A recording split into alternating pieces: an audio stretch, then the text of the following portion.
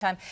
It is tax time. Many people will turn to seasonal tax preparers for help. I will be one of them. Well, a word of warning for you and everybody else. Consumerwatch reporter Julie Watts with one couple. It says 2 years later, they still don't know who has their tax returned.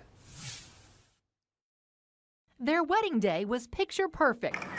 But filing their joint taxes for the first time at this seasonal H&R Block office was anything but. We've been dealing with this for about 2 years now. Carrie and her wife blame H&R Block's seasonal staff for their missing 2013 tax refund. When it hadn't arrived by July of that year, they tried to reach out to their tax preparer. She wasn't in the office anymore. The office had closed. Like many at H&R Block, they worked with a seasonal contractor in a seasonal office.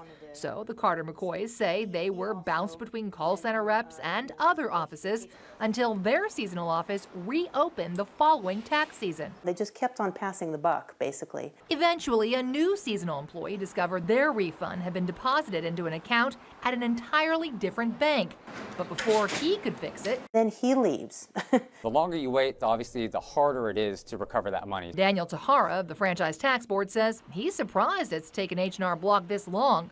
But he says there's no need to necessarily avoid seasonal tax preparers. Most of these people will be using tax preparation software, and the software is so good nowadays, it does catch a lot of the errors. But he says it's imperative you check every number for accuracy.